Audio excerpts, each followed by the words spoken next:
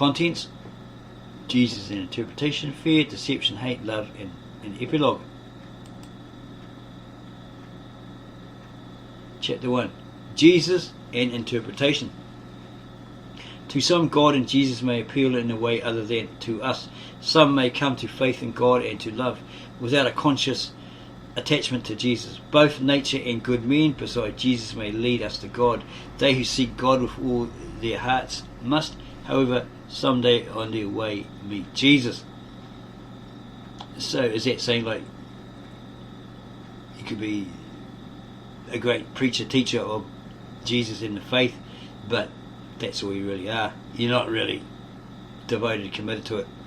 You're just one that has a great knowledge of it. Is that what it's saying?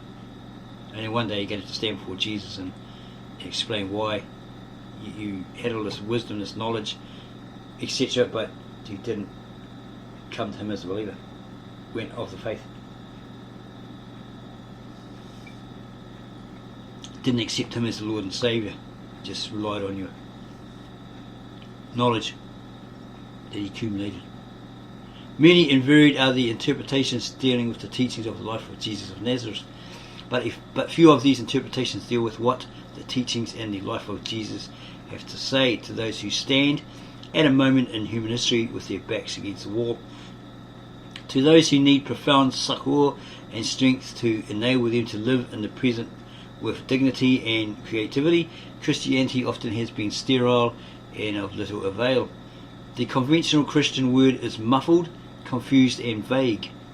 What's that? Because of the many 3,000, 30,000 translations, let's say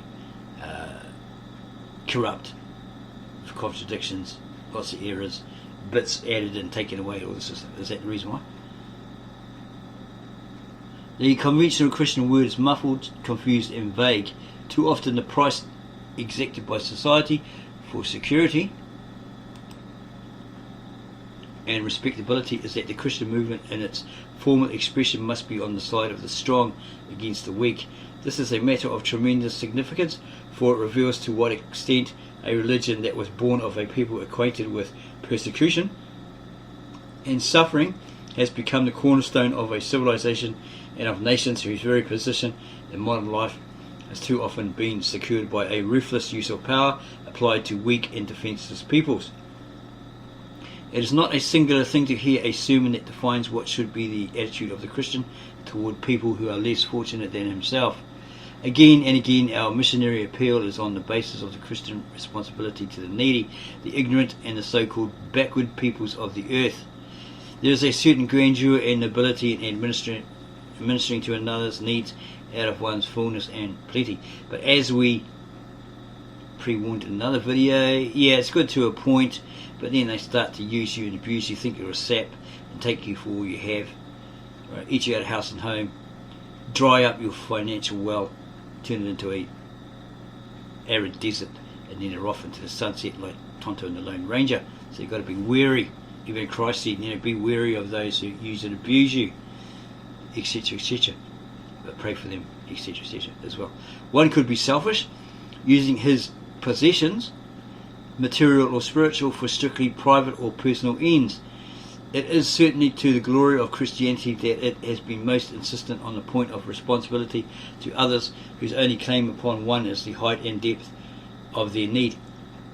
This impulse at the heart of Christianity is the human will to share with others what one has found meaningful to oneself, elevated to the height of a moral imperative. But there is a lurking danger in this very emphasis.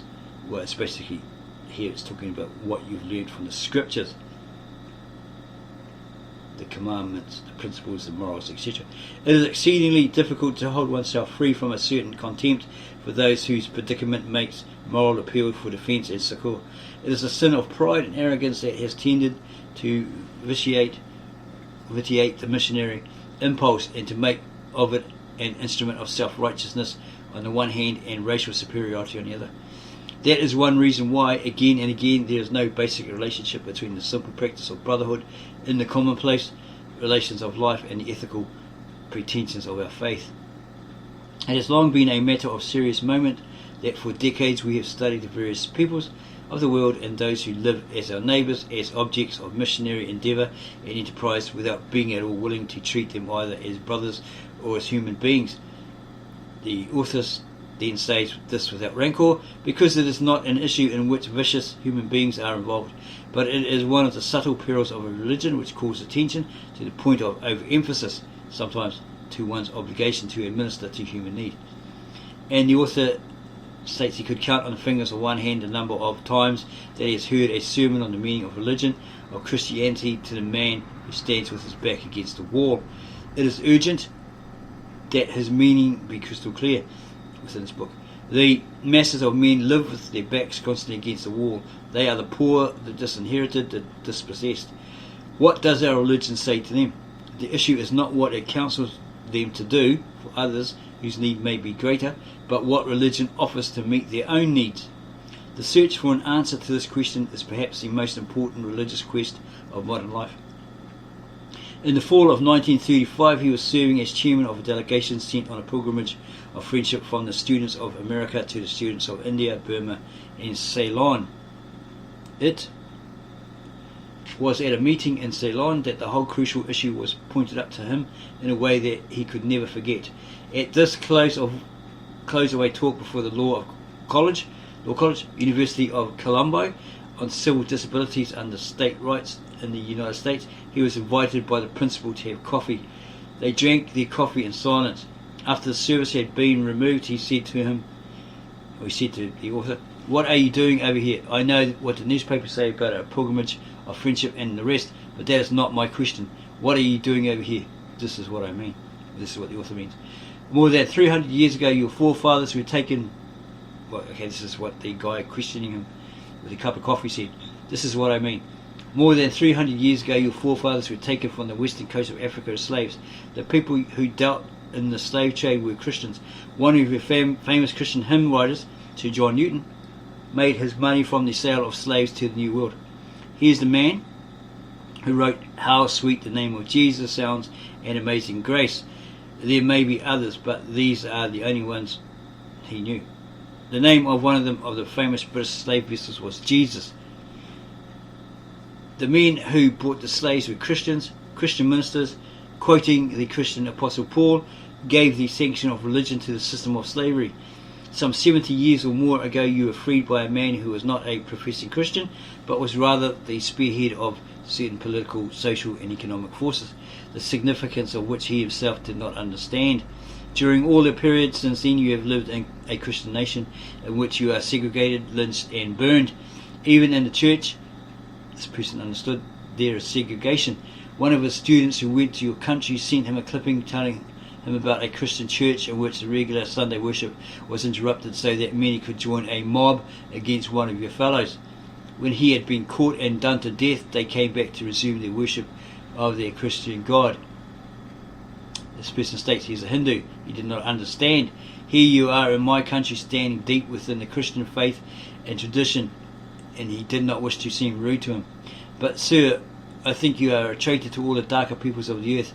You are wondering," he's wondering what you, he says, "I am wondering what you, an intelligent man, can say in defence of your position." One subsequent conversation lasted for more than 5 hours.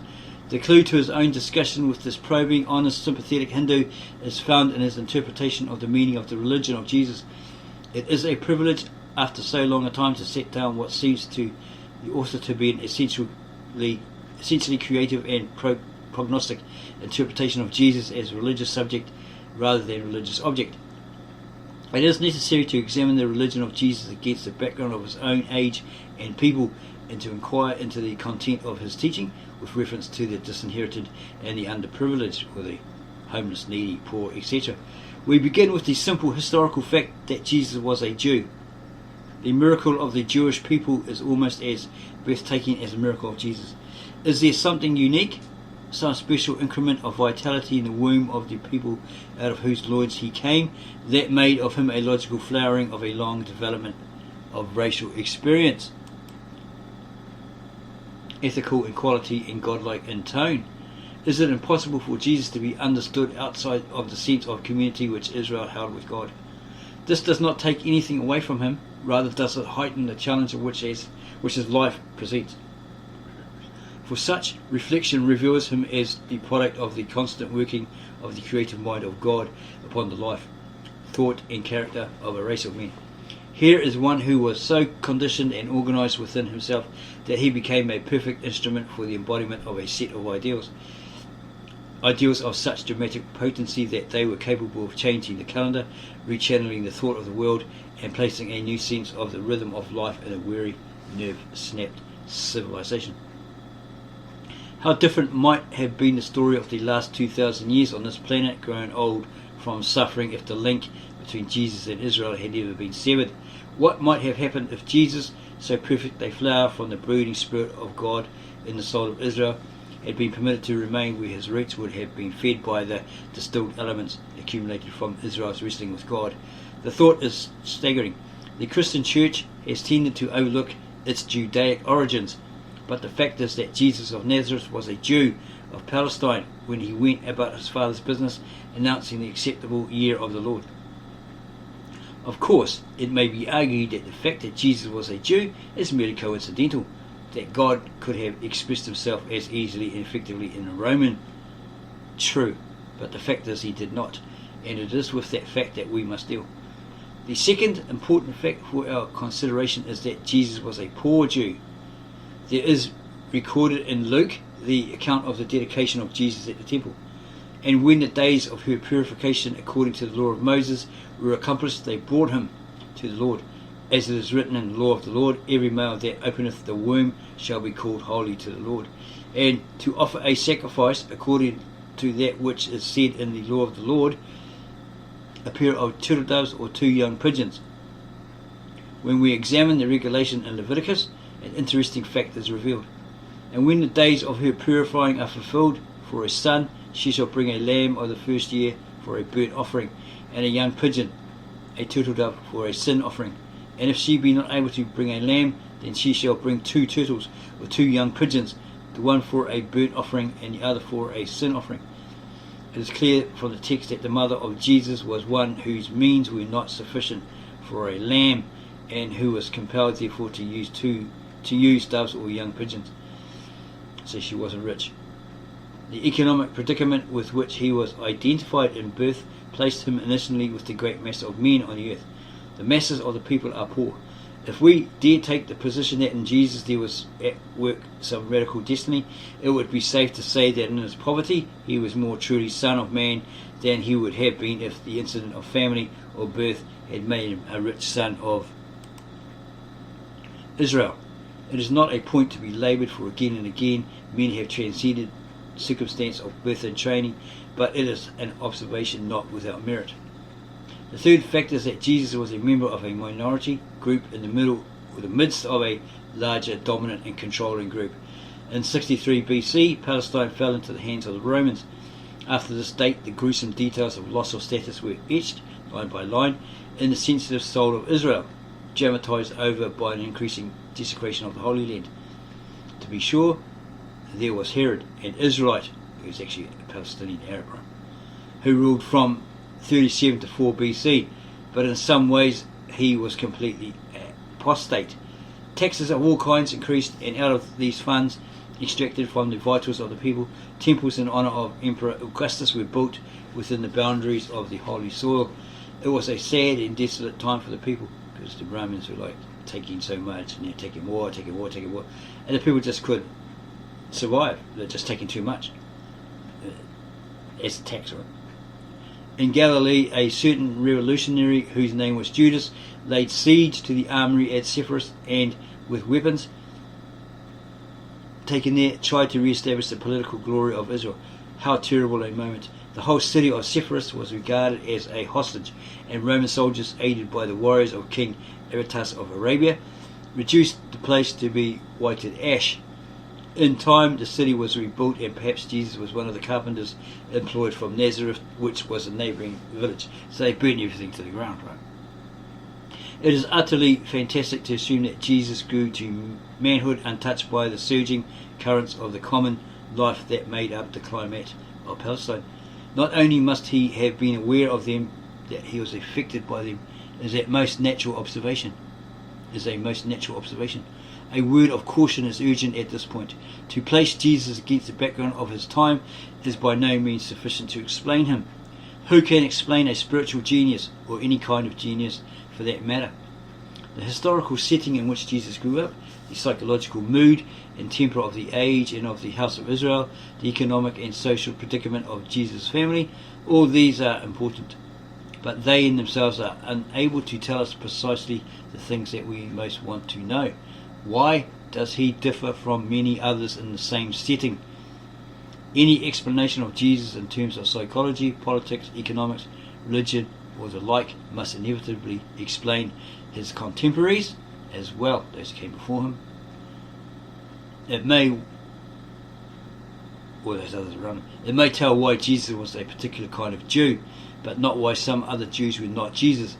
And that is, after all, the most important question, since the thing which makes him most significant is not the way in which he resembled his fellows, but the way in which he differed from all the rest of them. Jesus inherited the same traits as countless other Jews of his time. He grew up in the same society, and yet he was Jesus, and the others were not. Uniqueness always escapes us as we undertake an analysis of character. On the other hand, these considerations should not blind us to the significance of the environmental factors and the social and religious heritage of Jesus in determining the revolutionary character of some of his insights. One of the clearest and simplest statements of the issues here raised and their bearing upon the character of and teaching of Jesus is found in Vladimir Simkovich's Toward the Understanding of Jesus. The author is using his essay as a basis for the discussion of the problem, but the applications are his. Simkovich says, in the year 6, Judea was annexed to Syria. In the year 70, Jerusalem and its temple were destroyed. Between these two dates, Jesus preached and was crucified on Golgotha. During all that time, the life of the little nation was a terrific drama. Its patriotic emotions were aroused to the highest pitch and then still more inflamed by the identification of national politics with a national religion. Is it reasonable to assume that what was going on before Jesus' eyes was a closed book, that the agonizing problems of his people were a matter of indifference to him, that he had given them no consideration, that he was not taking a definite attitude towards the great and all-absorbing problem of the very people whom he taught? There is one overmastering problem that the socially and politically disinherited always face. Under what terms is survival possible? In the case of the Jewish people in the Greco-Roman world, the problem was even more acute than under ordinary circumstances, because it had to do not only with physical survival in terms of life and limb, but also with the actual survival of a culture and a faith. Judaism was a culture, a civilization, and a religion, a total worldview in which there was no provision for any form of thoroughgoing dualism. The crucial problem of Judaism was to exist as an isolated, autonomous, cultural, religious, and political unit in the midst of the hostile Hellenic world, and that's the Greek world, because the Greeks were there in that Roman area, probably Jerusalem, etc., before these Romans, and then the Romans came in and carried on from there.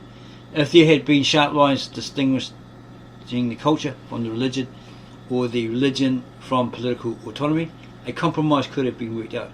Because the Jews thought that a basic compromise was possible, they sought political annexation to Syria, which would bring them under Roman rule directly and thereby guarantee them within the framework of Roman policy, religious and cultural autonomy.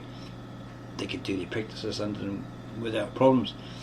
But this merely aggravated the already tense nationalistic feeling and made a direct, all-out attack against Roman authority inevitable.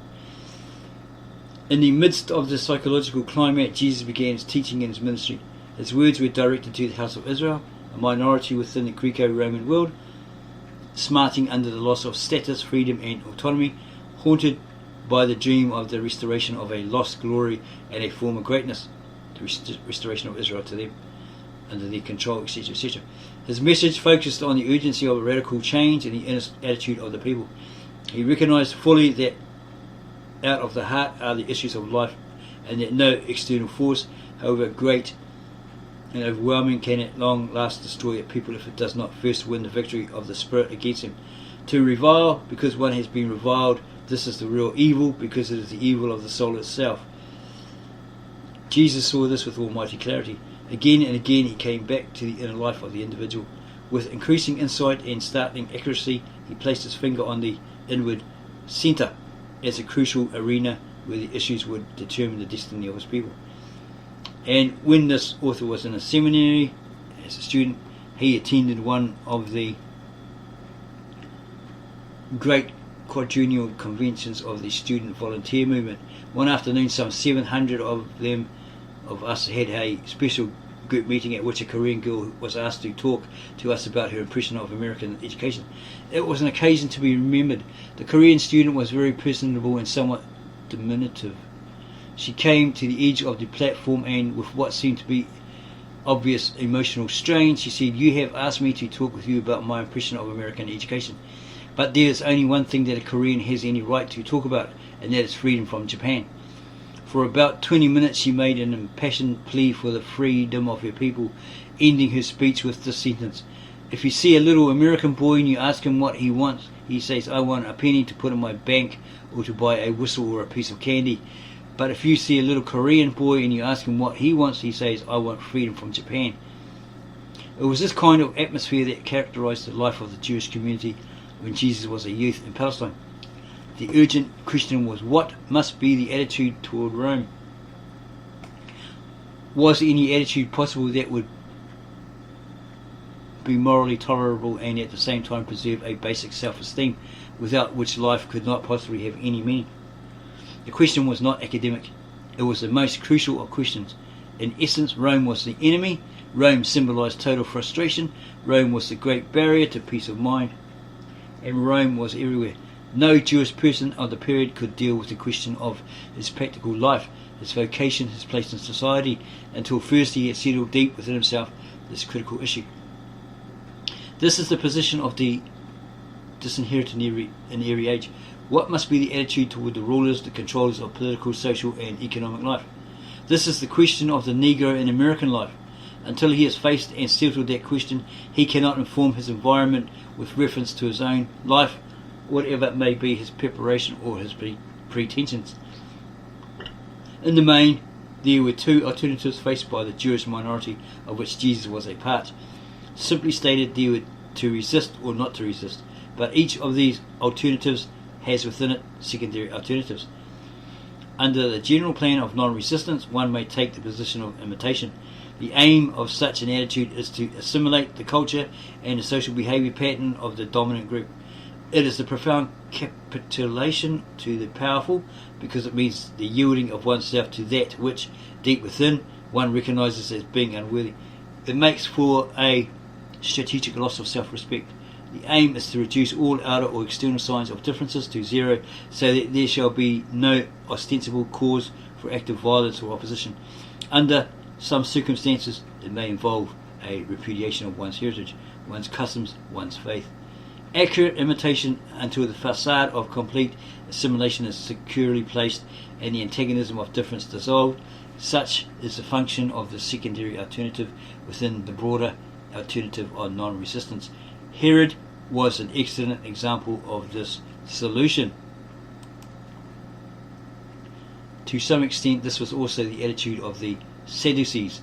They represented the upper class.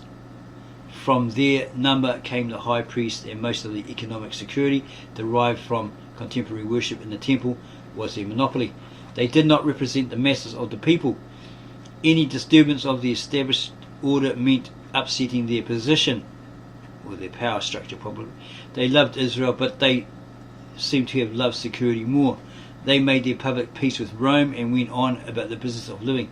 They were astute enough to see that their own position could be perpetuated if they stood firmly against all revolutionaries and radicals. Such persons would only stir the people to resist the inevitable, and in the end everything would be lost. Everything they've worked for, probably.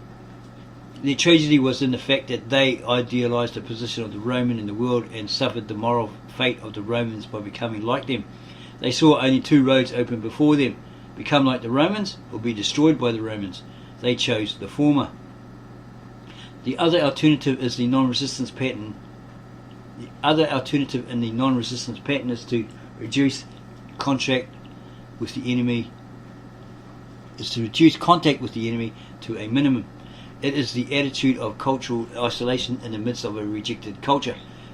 Cunning the mood may be, one of bitterness and hatred, but also one of deep, calculating fear. To take up active resistance would be foolhardy for 1,000 reasons. The only way out is to keep one's resentment under rigid control and censorship. The issue raised by this attitude is always present. The opposition to those who work for social change does not come only from those who are the guarantors of the status quo.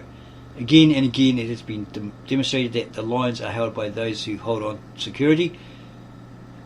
Those whose hold on security is sure, only as long as the status quo remains intact. The reasons for this are not far to seek.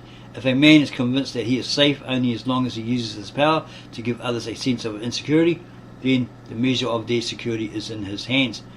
If security or insecurity is at the mercy of a single individual or group, then control of behaviour becomes routine. All imperialism functions in this way. Subject peoples are held under control by this device. One of the most striking scenes in the movie Ben-Hur, probably the Charlton Heston one, was that in which a Roman legion marches by while hundreds of people stand silently on the roadside.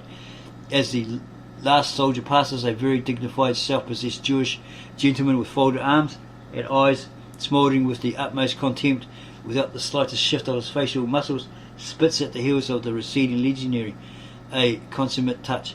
Such, in part at least, was the attitude of the Pharisee. No active resistance against Rome, only a terrible contempt. Obviously, such an attitude is a powder keg.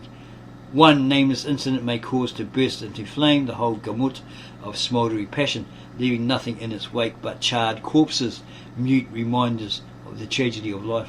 Jesus saw this and understood it clearly. The other major alternative is resistance. It may be argued that even non-resistance is a form of resistance, for it may be regarded as a positive dimension of resistance. Resistance may be overt action, or it may be merely mental and moral attitudes. For the purposes of our discussion, resistance is defined as the physical overt expression of an inner attitude. Resistance in this sense finds its most dramatic manifestation in force of arms. Armed resistance is apt to be a tragic last resort in the life of the disinherited. Armed resistance has an appeal because it provides a form of expression, of activity that releases tension and frees the oppressed from a disintegrating sense of complete impotency and helplessness. Why can't we do something? Something must be done, is the recurring cry. By something is meant action, direct action, as over again words, subtleties, threats and innuendos. It is better to die fighting for freedom than to rot away in one's chains, the argument runs. Before I'd be a slave, I'd be buried in my grave and go home to my God and be free. The longer the mood is contemplated, the more insistent the appeal. It is a form of fanaticism, to be sure, but that may not be a vote against it. In all action there is operative a fringe of irrationality. Once the mood is thoroughly established, any counsel or caution is interpreted as either compromise or cowardice. The fact that the ruler has available to him the power of the state and complete access to all arms is scarcely considered.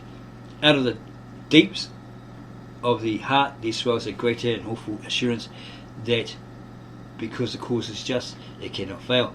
Any failure is regarded as temporary and to the devoted as a testing of character. This was the attitude of the zealots of Jesus' day. There was added appeal in their position because it called forth from the enemy organised determination and power. It is never to be forgotten that one of the ways by which men measure their own significance is to be found in the amount of power and energy other men must use in order to crush them or hold them back. This is at least one explanation of the fact that even a weak and apparently inconsequential movement becomes formidable under the pressure of great persecution. The persecution becomes a vote of confidence, which becomes in turn a source of inspiration, power and validation. The zealots knew this. Jesus knew this. It is a matter of more than passing significance that he had a zealot among his little band of followers. i.e. Judas, indeed amongst the 12 chosen ones. In the face of these alternatives, Jesus came forth with still another.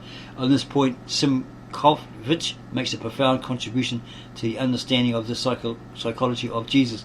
He reminds us that Jesus expressed his alternative in a brief formula: the kingdom of heaven is in us. He states further, Jesus had to resent deeply the loss of Jewish national independence and the aggression of Rome. Natural humiliation was hurting and burning. The balm for that burning humiliation was humility, for humility cannot be humiliated. Thus he asked his people to learn from him. For I am meek and lowly in heart, and ye shall find rest unto your souls, for my yoke is easy and my burden is light. It was but natural that such a position would be deeply resented by many of his fellows, because they believed, they should rise up and kick the Romans out, take Israel back for Israel, and so forth. It was but natural that such a position would be deeply resented by many of his fellows, who were suffering even as he was. To them it was a complete betrayal to the enemy, because they were looking for another Messiah, because Simon Cockburn,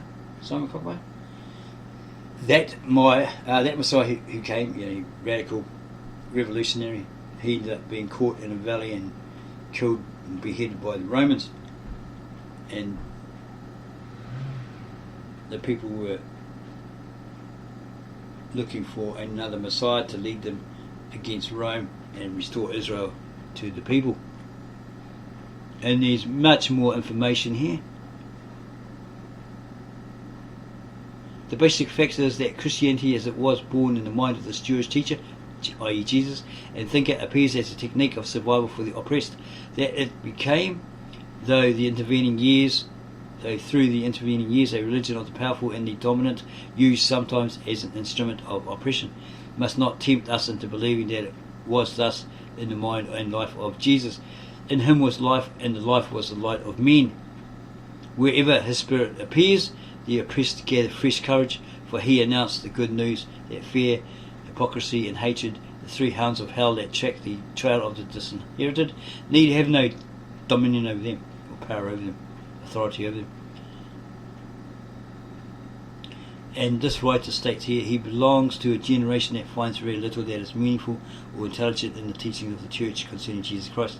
It is a generation largely in revolt because of the general impression that Christianity is essentially an otherworldly religion, having as its motto, take all the world, but give me Jesus. The desperate opposition to Christianity rests in the fact that it seems, in the last analysis, to be a betrayal of the Negro into the hands of his enemies by focusing his attention upon heaven, forgiveness, love, and the like. It is true that this emphasis is germane to the religion of Jesus, but it has to be put into a context that will show its strength and vitality rather than its weakness and failure. For years it has been a part of the author's own quest, so to understand the religion of Jesus, their interest in his way of life could be developed and sustained by intelligent men and women who were at the same time deeply victimized by the Christian church's betrayal of his faith. And he goes on about how he was looked after by his grandmother and so forth.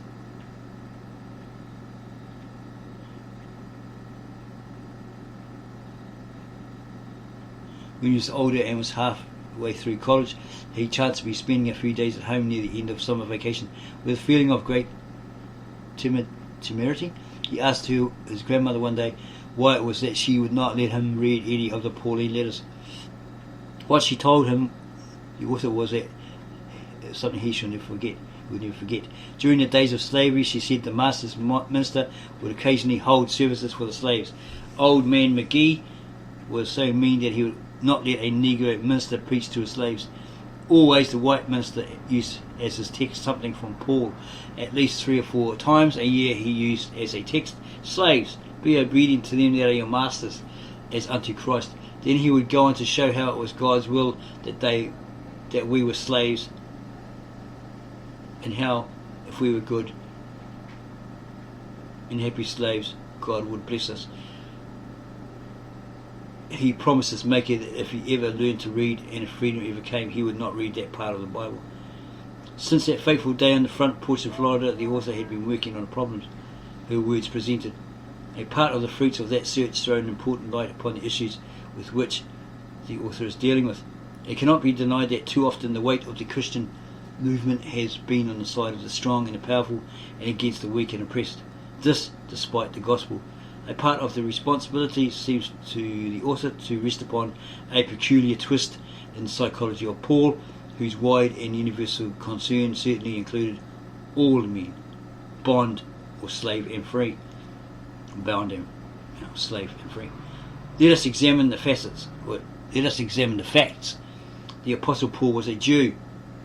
He was the first great creative interpreter of Christianity. His letters are older than the Gospels themselves. It seems that because he was not one of the original disciples that hang out to Christ 24/7, 365, he was never quite accepted by them as one able to speak with authority concerning the master. Because Peter used to have debates with him, arguments with him, and he says, yeah, he's a hard man, he's hard to understand, etc., etc. Our Paul. This fact hung very heavily upon the soul of the apostle. He did not ever belong quite. He was one of them, but he wasn't one of them, you know what I mean? It's like being an alpha male and you're a beta male. Someone's an alpha male, group of alpha males, they play rugby, they're rough and tumble, right? And you're this beta male and you just don't seem to be part of that group. No matter how much you try, they'll befriend you with that sort of stuff, but just not one of the boys, right? This fact hung very heavily upon the soul of the apostle. He did not ever belong quite. One of the disciples could always say, but of course you do not quite understand, because you see, you were not there when. But the fact remains, Paul was a Jew, even as Jesus was a Jew, by blood, training, background, and even religion. He belonged to the Jewish minority about whom we have been speaking, the author has been speaking. But unlike them, for the most part, he was a free Jew. He was a citizen of Rome. He was educated, etc., etc. A desert and a sea were placed between his status in the empire and that of his fellow Jews.